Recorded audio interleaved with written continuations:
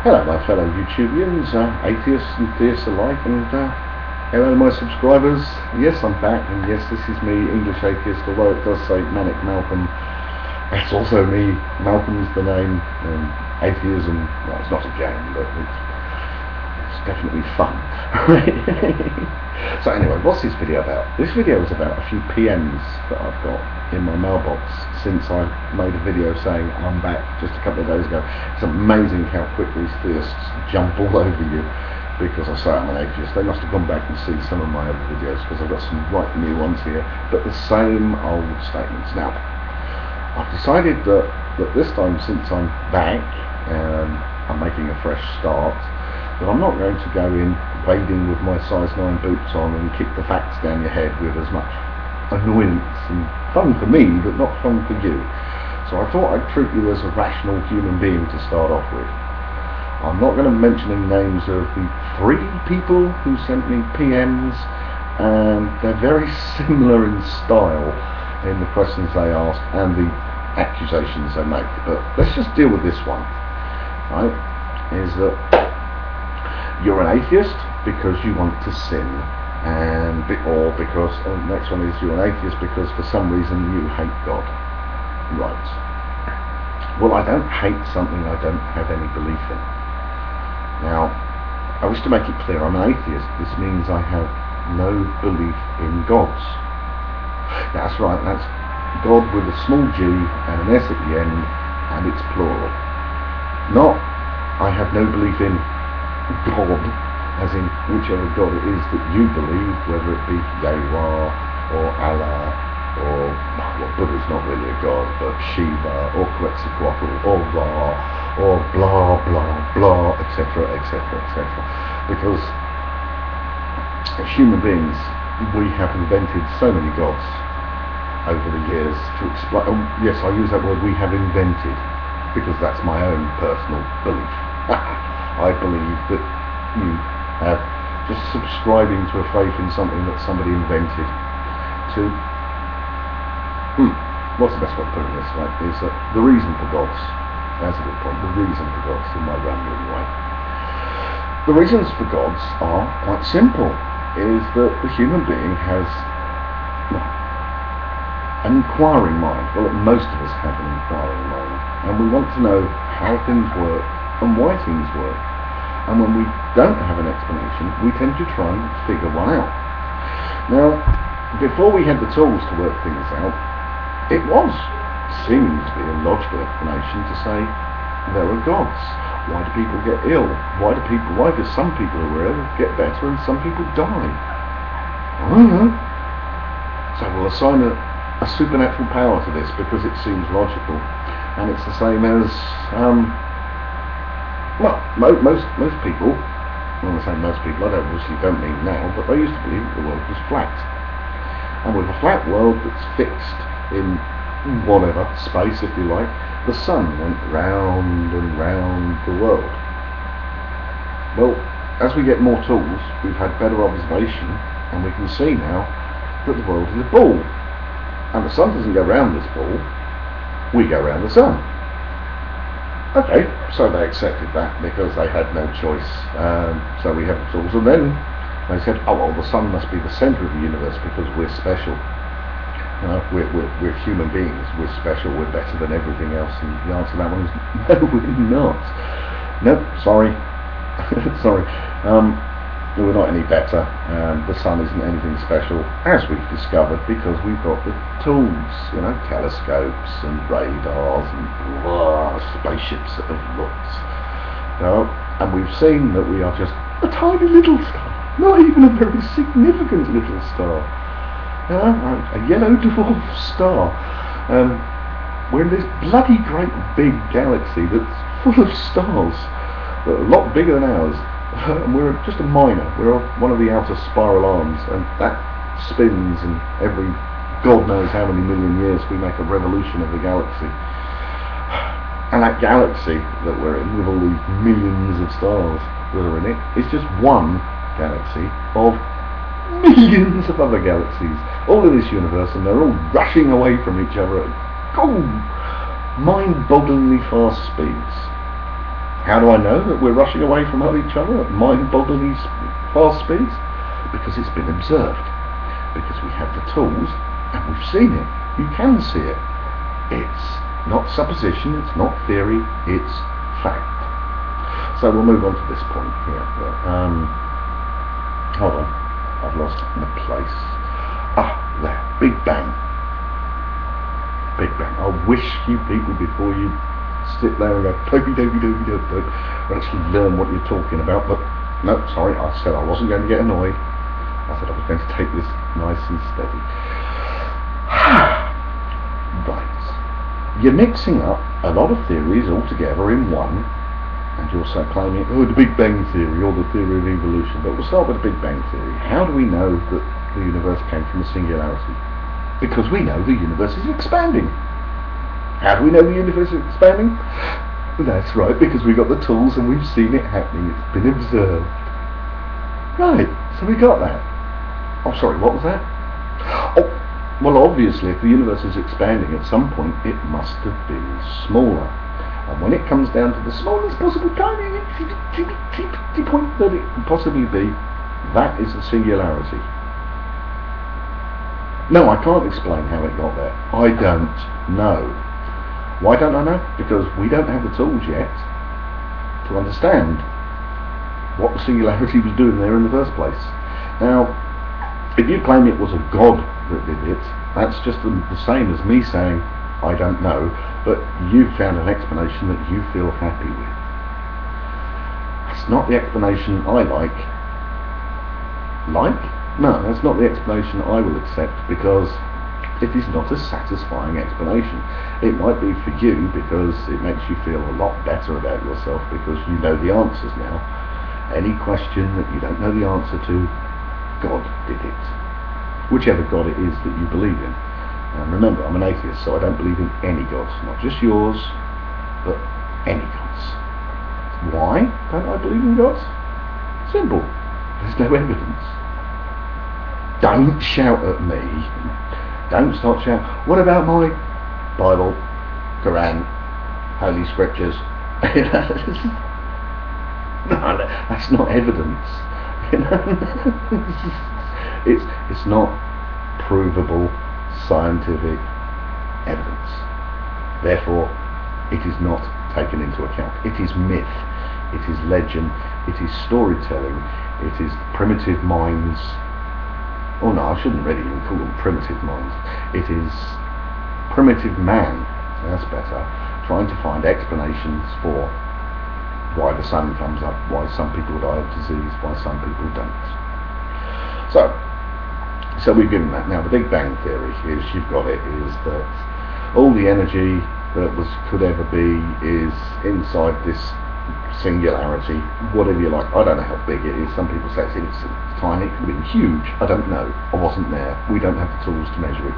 What we do know is at some point, for some reason, there are several theories about this, but I'm not going to go into them as such.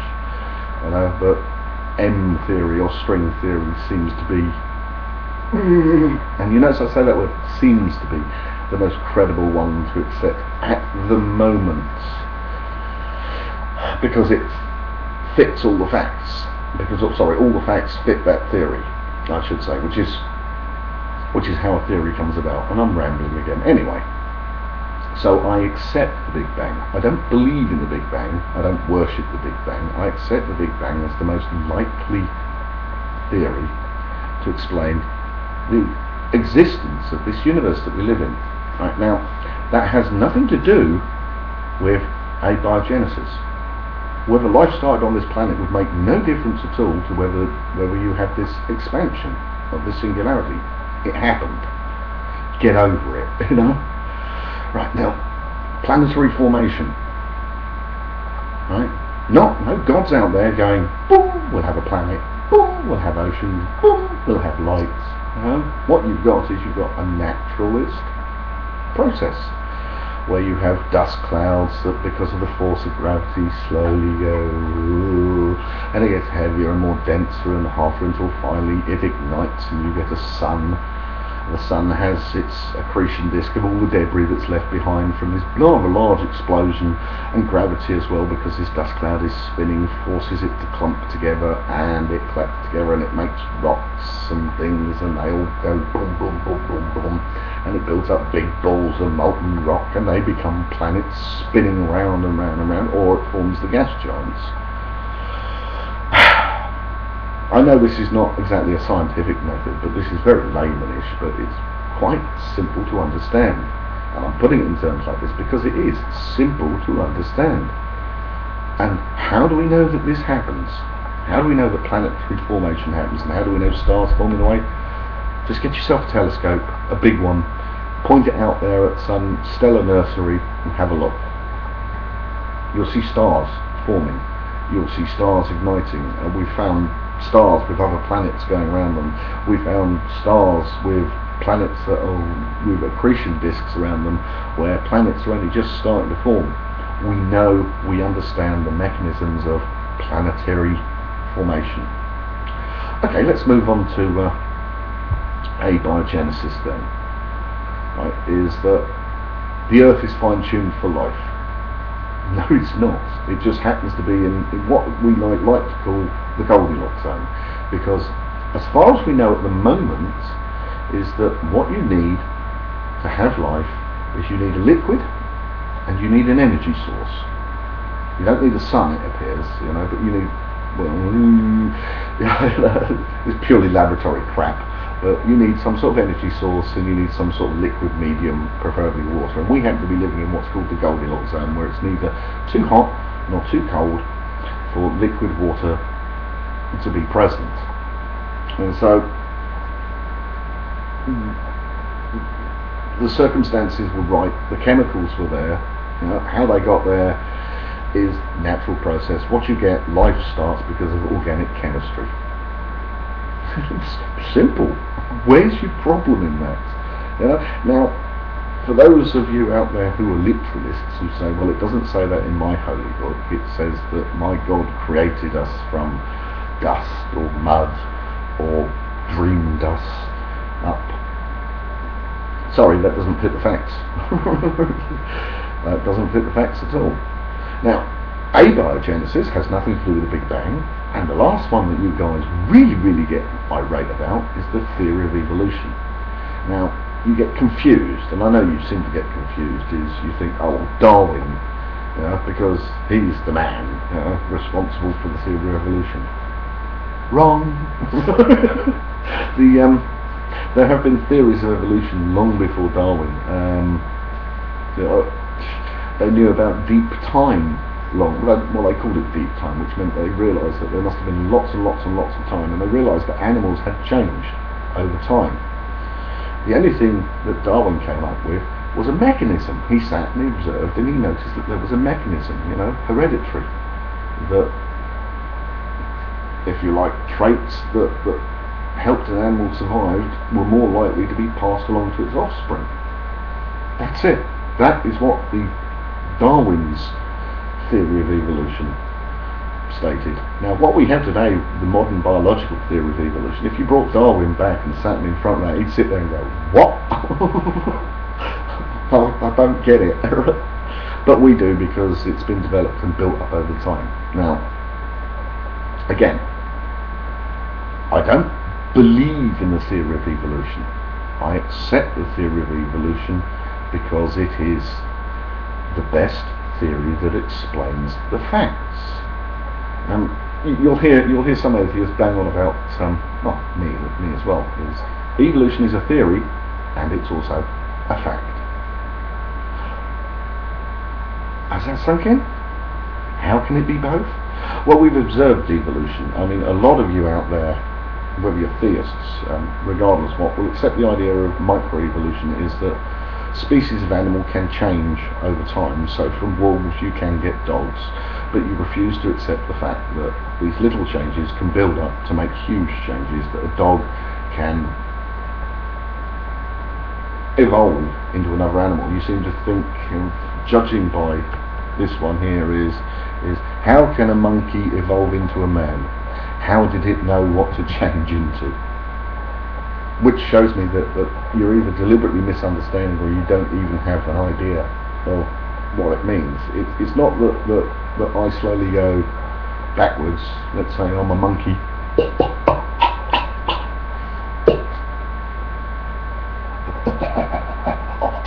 I want to change into a man, and slowly my brain gets bigger, and it's not like that. It's more like you have an ape-like creature that has a slightly bigger brain, if you like, that's more intelligent than the rest of the other apes at the time.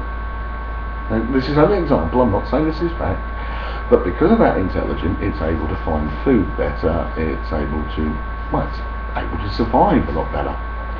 So this intelligence, or this increased intelligence, is passed along to its offspring. Because it survives better, it's likely to breed more and have more offspring. So the offspring, the more intelligent ones, are likely to survive. And we end up with us, who are an ape, a smart ape. Well, most of us are smart apes. Some of you are just totally dumb, because you refuse to accept what's right in front of your faces. And I'm not going to start on you. I do apologise. I'm terribly sorry. I know this is a little bit of I'm holding myself back here ever so slightly. I'm waiting for the next round of PMs, then I really am going to lay into you buggers. Right. So I've covered a lot of things. Why I'm an atheist is because I have no belief in gods. Why I accept the theories, not the theory, but the theories of the expansion of the universe, abiogenesis, I'm undecided on which particular one, and evolution. These are not the centre point to me being an atheist. I don't have to accept the Big Bang as being correct. I don't have to accept abiogenesis, and I don't have to accept the theory of evolution. But I'm still an atheist. Now, I'm an atheist purely and simply not because I hate your God, or I want to sin, or I have no morals, or what's this one? Hold on. Excuse me. I'm just going to scroll this up here.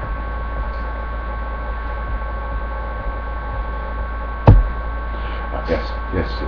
You're only an atheist because you had a bad experience. The only bad experience I'm having is with you numbnuts out there who will insist because you don't know and you want an answer to everything, and the most simplest answer you can come up with is God did it, or your God did it. And the reason why you think your God did it is because you were told that was the truth. You were told that's what you should believe. Don't shout at me, you believe because you know your God, Don't start getting narky about it. It's the only reason why you believe in the God that you believe in is because that's what you was taught was the truth. It doesn't matter whether you were taught from an early age or for some reason you accepted it at a later stage, or you had a religious revelation. And I'm not going to go into those, but you do know that they can be induced into people. So I'm an atheist. You're not going to change it, but I'm open to having a chat with you. If you wish to, that's fine. If you wish to send me stupid emails, be prepared for the consequences, because this is the last time you three, and each one of you know exactly which one of these letters you wrote. I'll just point out that one of you is a Christian, one of you is Islamic, and the other one is just a nut job. I think the last one's a troll, but it provides some of the points, but it's difficult to tell, and that's the problem. So if you wish to come back at me, and we can go into more detail about why I'm an atheist, just as long as you get your facts straight. Don't quote from your Bible at me, or I'll quote from the Quran at you, or vice versa. I'll leave it at that for the moment, because that's about 20 minutes of your time wasted, and me just rambling on and on and on and getting nowhere in particular. Anyway, this is me, Manic Malcolm, which is the name for the channel right now. It's the English Atheist still, Manic Malcolm, the English Atheist. Thank you very much for subscribing, and I'll welcome any genuine feedback or even crazy feedback from absolutely anybody. And if you want to send me death threats, please, I love them. They make my day. They tell me that this is all worthwhile when I receive death threats from Christians. Now, I expect it from the Islamics, but come on, you guys, where's your peace and love? Anyway, that's it. I'm out of here until next time. Bye. Oh, of course, and if I've said anything that has offended you, please let me know what it is. I may wish to offend you again later. Bye.